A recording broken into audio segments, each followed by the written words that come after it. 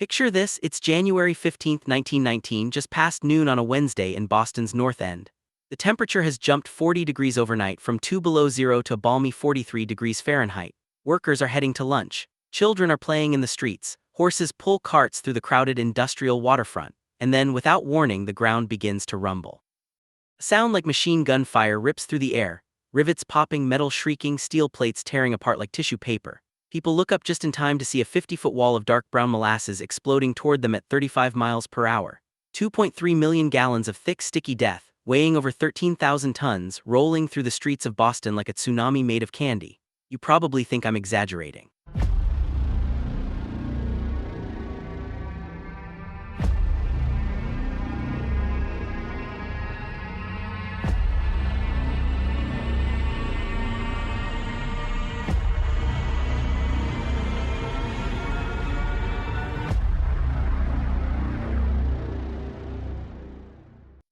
You probably think a flood of molasses sounds almost comical, like something out of a cartoon, but let me tell you something, 21 people died that day. Another 150 were injured, buildings were ripped from their foundations, elevated railway supports were knocked over like dominoes, horses drowned in the sweet, suffocating sludge. And the screams of those trapped in the molasses, unable to move, unable to breathe, slowly suffocating in a substance so thick it was like drowning in concrete. Those screams haunted the survivors for the rest of their lives. This is the story of the Great Molasses Flood, one of the most bizarre, horrifying, and tragically absurd disasters in American history. Let's set the scene properly. Boston's North End in 1919 is a bustling immigrant neighborhood, packed with Italian and Irish families living in crowded tenements. The waterfront is an industrial hub, warehouses, freight yards, factories, and right in the middle of it all, at 529 Commercial Street, stands a massive storage tank owned by the Purity Distilling Company. This thing is enormous, 50 feet tall, 90 feet in diameter, built from curved steel plates riveted together, and painted a rusty brown to hide the leaks that have been seeping since the day it was constructed. The tank holds molasses shipped up from the Caribbean, sticky syrup destined to be distilled into industrial alcohol for munitions, liquor, and other products. The timing is important here. World War I has just ended 2 months earlier, in November 1918. During the war, molasses was in high demand for making ethanol, which was used to manufacture munitions. The Purity Distilling Company made a fortune. But now the war is over and there's talk of prohibition coming. The 18th Amendment was ratified just days earlier on January 16th, and everyone knows alcohol is about to become illegal. So the company is racing to process as much molasses as possible before the law takes effect. They've been filling that tank to maximum capacity, sometimes beyond what it was designed to hold. The tank has always been a problem. From the moment it was built in 1915, it leaked constantly. Molasses oozed through the seams, dripping down the sides in sticky rivulets. Local kids would bring cups to collect the free syrup. The company's solution: paint it brown so the leaks wouldn't show. They never properly tested the tank when it was built. The construction was rushed, the steel was inferior, and the design was fundamentally flawed. Engineers later discovered that the steel was only half as thick as it should have been to safely contain that much liquid, and it lacked the proper chemical composition to handle the stresses. The rivets were poorly installed. There were visible cracks. People who worked near the tank reported hearing it groan and creak, the metal straining under the pressure. Some said they could hear the rivets popping on quiet nights. But the company did nothing. They kept filling it. They kept ignoring the warnings. And on January 12, 1919, just 3 days before the disaster, they pumped in a fresh load of molasses from the Caribbean, 900,000 gallons of it, raising the level in the tank to nearly full capacity. Now here's where the science gets interesting and terrifying. Molasses isn't like water, it's viscous, sticky, resistant to flow. Its consistency changes with temperature. When it's cold, it barely moves, hence the expression slow as molasses in January. But when it warms up, it becomes more fluid, more mobile. Remember that temperature jump I mentioned? The night before the flood, Boston was experiencing a cold snap, temperatures well below freezing. The molasses in the tank was cold, sluggish, putting relatively stable pressure on the tank walls. But then the temperature spiked, 40 degrees in one day. The molasses near the outer walls of the tank began to warm up and expand. At the same time, the fresh molasses that had just been pumped in was still warm from the Caribbean, and it was fermenting, producing carbon dioxide gas, creating even more pressure inside the tank. The tank wasn't designed to vent this pressure. There was no relief valve, no safety mechanism. The pressure just kept building. The steel plates were already weak, already cracked, already straining. The rivets were already failing. It was a disaster waiting to happen, a bomb on a timer ticking down, and at 12:40 p.m. on January 15th, the bomb went off. Witnesses described the moment with remarkable consistency.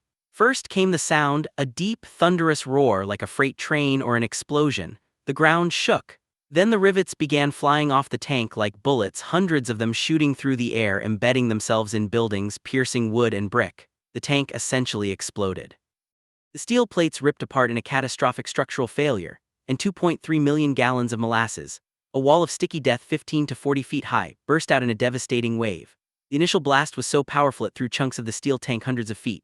One section of the tank wall, weighing several tons, was blown completely across the street. The molasses moved like a tsunami, a brown tidal wave surging through the narrow streets at 35 miles per hour. Think about that speed. That's faster than you can run, faster than most people can react, and this wasn't water, it was molasses, thick and viscous with the consistency of wet concrete. When it hit you, it hit hard. The weight and force of that much liquid moving that fast was devastating. The wave demolished everything in its path. It lifted a freight house completely off its foundation and smashed it into pieces. It knocked over the supports of the elevated railway, twisting steel girders like they were made of wire. It crushed buildings, collapsed walls, buried horses and wagons. A firehouse was pushed off its foundation. Firefighters barely escaped with their lives. The Boston and Worcester Railroad freight house was obliterated. Homes were knocked down, warehouses collapsed, and people were caught in it. Some were killed instantly by the initial blast, struck by flying debris, crushed by collapsing structures, hit by the sheer force of the molasses wave. Others were trapped in the sticky flood as it flowed through the streets, filling basements, pouring into buildings, rising up to second-story windows in some places. And this is where the horror really sets in. Drowning in molasses is not like drowning in water. Water is relatively thin, you can swim in it, struggle in it, maybe reach the surface. Molasses is viscous and sticky. When it surrounds you, it clings to you, weighs you down, restricts your movement. Trying to swim in molasses is like trying to swim in wet cement. You can't, you sink. And as you struggle, you use up oxygen, you panic, you inhale. And when you inhale molasses, it fills your lungs, thick and suffocating, blocking your airways. You can't cough it out, you can't breathe. You slowly suffocate, trapped and helpless, while people watch from just a few feet away, unable to reach you through the thick sludge. Rescue workers later described the scene as a nightmare.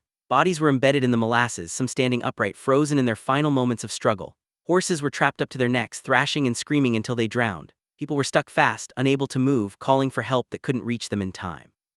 The molasses was so thick that rescue workers couldn't wade through it. They had to use planks and ladders to distribute their weight, crawling across the surface like they were crossing quicksand. And the whole time the molasses kept flowing, kept spreading, seeping into every crack and crevice, filling cellars, covering streets, creating a sticky, deadly morass that covered over 2 acres of the north end. The immediate aftermath was chaos. Fire alarms rang out not because of fire but because it was the only way to summon help. Firefighters, police, doctors, nurses, and volunteers rushed to the scene. But what could they do? How do you rescue someone from a flood of molasses? The first priority was to find survivors. Rescuers waded into the sticky mess with ropes and ladders, calling out, listening for responses. They found people trapped in collapsed buildings, buried under debris and molasses. They found injured victims covered head to toe in the sticky syrup, unable to move, barely able to breathe. Every rescue was a struggle. You couldn't just pull someone out, the molasses held them fast. You had to dig, scrape, pry them loose. And all the while, more people were suffocating, drowning, dying in the sludge. The injured were carried to relief stations set up in nearby buildings. Nurses and doctors worked frantically to treat victims, but many of the injuries were unlike anything they'd ever seen. People were covered in molasses, their wounds contaminated with the sticky substance. It was in their eyes, their noses, their mouths, their lungs. Some had inhaled so much molasses they were choking to death. Others had suffered crushing injuries from debris. Still others were in shock, traumatized by what they'd experienced. And then there were the dead. Bodies were pulled from the molasses one by one, unrecognizable under the coating of brown syrup. Some were found quickly. Others remained buried for days, discovered only after the molasses began to be cleared away. The final death toll was 21 people, ranging in age from 10-year-old Pasquale Iantosca to 78-year-old Bridget Clufferty. Entire families were affected: brothers, fathers, sons. The victims included laborers, teamsters, a blacksmith, a wagon driver, children playing in the street. And then there were the horses, dozens of them drowned or so badly injured they had to be shot where they stood, trapped and suffering in the molasses. But the horror didn't end when the molasses stopped flowing. Now came the impossible task of cleaning it up. 2.3 million gallons of molasses doesn't just disappear. It spread over 2 acres, several blocks of the north end, coating everything in a layer of sticky syrup several feet deep in some places. And molasses doesn't evaporate like water. It doesn't dry up. It just sits there, sticky and persistent, attracting flies, getting tracked everywhere, spreading the contamination further and further. The city brought in workers with shovels, carts, and eventually fire hoses connected to the harbor, using salt water to wash the molasses into the bay. But salt water and molasses create a kind of emulsion. It doesn't really dissolve the molasses so much as spread it around in a thinner layer. The streets remained sticky for months. Everywhere people walked, they left sticky footprints. Molasses was tracked into homes, offices, streetcars, trains. The whole north end smelled like sweet, rotting syrup. People said the harbor water was brown for weeks. And here's a detail that shows just how pervasive the molasses was. The cleanup took over 87,000 man-hours. Workers used saws to cut apart the twisted remains of the tank. They shoveled molasses into carts and hauled it away. They scrubbed streets and buildings. And still, for years afterward, people claimed you could smell molasses in the North End on hot summer days, the syrup seeping out of cracks in pavement and wood where it had seeped in during the flood. Some Boston old-timers insisted you could still smell it decades later. Now comes the question everyone asks: who was responsible? The Purity Distilling Company tried to deflect blame immediately. Their first claim was that the tank had been sabotaged, that anarchists had planted a bomb and blown it up. This wasn't as far-fetched as it sounds in the context of 1919. America was in the middle of the first Red Scare. There had been a series of anarchist bombings the previous year. Labor unrest was everywhere.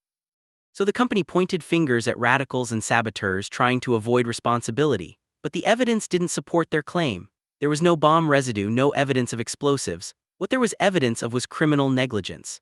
The victims and their families filed a class-action lawsuit against Purity Distilling and its parent company, United States Industrial Alcohol. The case went to trial and became one of the longest and most complex legal battles of its time, lasting over 3 years. It was also one of the first major cases in the United States to use expert witness testimony on matters of engineering and structural analysis. Auditor Hugh W. Ogden was appointed to hear the case, and he listened to testimony from over 100 witnesses and examined thousands of pages of evidence. Engineers examined the tank remains. Metallurgists analyzed the steel. Structural experts calculated the stresses and pressures. And what they found was damning. The tank was a death trap from day one. Arthur P. Gell, the treasurer of Purity Distilling who had overseen the tank's construction, had no engineering background. He hired a substandard contractor. He used inferior materials. He rushed the construction. He never had the tank properly tested or inspected. When employees reported leaks in groaning metal, he ignored them. When engineers raised concerns, he dismissed them. He prioritized profit over safety, speed over quality, and 21 people died because of it. 1925, Auditor Ogden issued his decision. Purity Distilling and United States Industrial Alcohol were liable. They had to pay out over $600,000 in damages, nearly $9 million in today's money. It was a landmark decision, one of the first major cases to hold a corporation financially responsible for an industrial disaster caused by negligence. But money doesn't bring back the dead. It doesn't undo the trauma.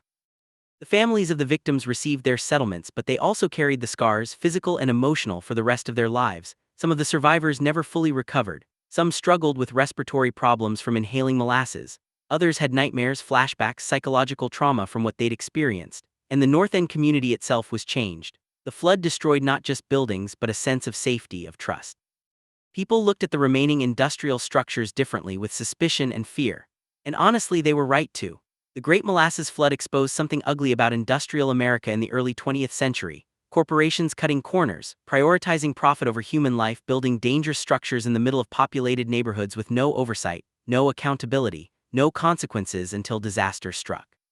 But here's what makes this story particularly haunting. It was so preventable. Every red flag was there. The tank leaked from day one. Workers heard it groaning. Engineers saw the cracks. Everyone knew it was dangerous. And yet nothing was done. Why? Because fixing it would have cost money. Shutting it down would have cost money. Doing the right thing would have cut into profits. So the tank stayed in operation, filled to capacity, a ticking time bomb in the heart of a crowded neighborhood.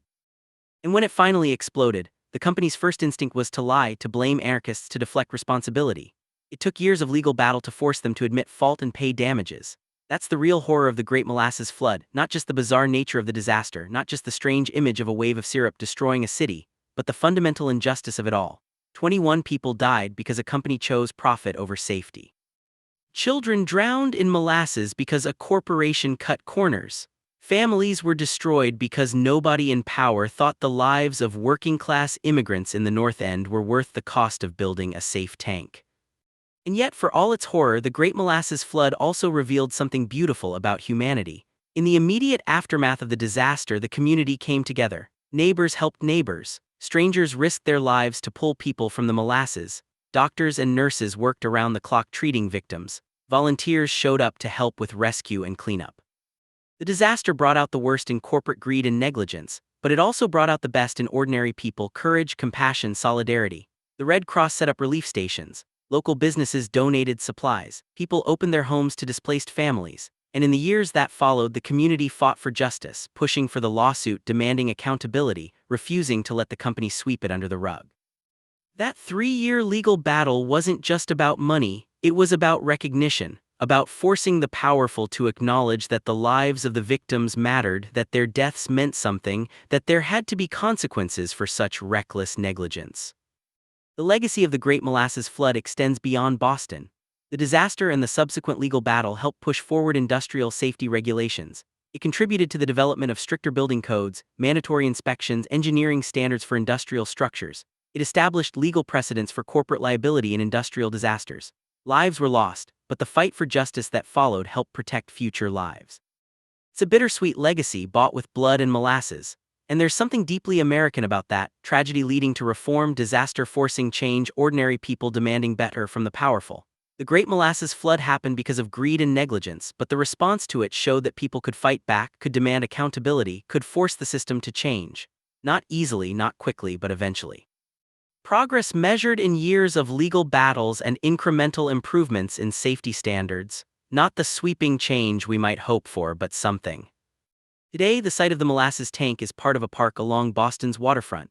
There's a small plaque commemorating the disaster, easy to miss if you're not looking for it. Most people walking by have no idea what happened there. The North End has been gentrified, transformed from an industrial waterfront packed with immigrant tenements to a trendy neighborhood full of restaurants and shops. The physical scars of the flood have been erased. But the story remains, passed down through families, documented in archives, preserved in books and articles, and now videos like this one. And it's a story worth remembering, not just because it's bizarre, though it absolutely is bizarre, but because it tells us something important about the world we live in. It reminds us that disasters don't just happen, they're caused. They're the result of choices people make, corners they cut, warnings they ignore. The Great Molasses Flood wasn't an act of God or a freak accident. It was the predictable result of a company prioritizing profit over safety, building a dangerous structure with substandard materials, ignoring obvious warning signs, and operating it beyond its capacity. And when disaster struck, their first instinct was to lie and deflect blame. Sound familiar? Because this pattern repeats throughout history. Industrial disasters, environmental catastrophes, infrastructure failures, so many of them follow the same script. Warnings ignored, corners cut, profits prioritized, disaster strikes, blame deflected, justice delayed. The Great Molasses Flood is just one example, particularly memorable because of its bizarre nature, but the underlying pattern is universal. So yes, the Great Molasses Flood sounds absurd, a wave of syrup destroying a city. Killing people, drowning horses, it sounds like dark comedy, like something that couldn't possibly be real. But it was real. 21 people died, 150 were injured, families were destroyed, a community was traumatized, and it happened because people in power made bad choices and faced no consequences until it was too late. That's the real story here. Not just weird thing happened in Boston, but corporate negligence killed people, and it took years of fighting to achieve even partial justice. The molasses is the hook, the bizarre detail that grabs attention. But the substance of the story, the negligence, the cover-up, the legal battle, the slow grind toward accountability, that's what makes it important. That's what makes it more than just a weird historical footnote. That's what makes it a story that still resonates over a century later. Because we're still dealing with the same issues. We're still fighting the same battles. We're still watching corporations cut corners, ignore warnings, prioritize profit over safety. We're still seeing disasters happen that everyone saw coming but nobody prevented. We're still fighting for accountability, for justice, for recognition that ordinary lives matter. The Great Molasses Flood is a story about a bizarre disaster, yes, but it's also a story about class, about power, about who gets protected and who gets sacrificed. It's about immigrant families living in the shadow of dangerous industrial infrastructure because they didn't have the power or resources to live anywhere else. It's about a company that saw those families as expendable, their neighborhood as a convenient location for a hazardous facility. It's about a society that allowed corporations to operate without meaningful oversight, where safety regulations were weak or non-existent, where the lives of working people were treated as acceptable losses in the pursuit of profit. And it's about what happened when ordinary people said no more and fought back, demanding justice, demanding accountability, demanding that the powerful face consequences for their actions. They didn't win everything. The money they were awarded didn't bring back the dead. The legal precedents they established didn't prevent all future disasters, but they won something. They made the company admit fault, they forced them to pay, they helped push forward reforms that saved other lives, and they ensured that the victims would be remembered, that their deaths would mean something, that the disaster wouldn't just be swept under the rug and forgotten. That's why we're still talking about the Great Molasses Flood over a century later. Not just because it's weird, though it is. Not just because it's shocking, though it is. But because it encapsulates something essential about the relationship between the powerful and the powerless, between profit and human life, between negligence and consequence. It's a story that reminds us to ask questions when we're told disasters are inevitable or unavoidable, to look for the human choices behind the tragedy, to demand accountability from those in power, to remember that behind every statistic, every death toll, every bizarre headline, there are real people, real families, real lives destroyed. 21 people died in the Great Molasses Flood. Remember their names if you can. Patrick Breen, William Brogan, Bridget Clufferty, Stephen Clufferty, John Callahan, Maria Di William Duffy, Peter Francis, Flaminio Gallerani, Pasquale Iantosca, James Kenneally, Eric Laird, George Lay, James Lennon, Ralph Martin, James McMullen, Cesar Niccolo, Thomas Noonan, Peter Shaughnessy, John Saberlick, Michael Sinnott. These weren't just victims of a freak accident. They were victims of negligence, of greed, of a system that valued their lives less than the cost of building a proper tank. And they deserved better. We all deserve better. That's the lesson of the Great Molasses Flood. Not isn't history weird, but we have to do better. We have to build safely. We have to regulate effectively. We have to hold the powerful accountable. We have to value human life over profit, because if we don't, history repeats. Different disasters, different victims, but the same underlying pattern of negligence and injustice. The Great Molasses Flood happened because people failed to do these things. And it stands as a warning, bizarre, tragic, absurd, and utterly preventable of what happens when we fail to learn these lessons.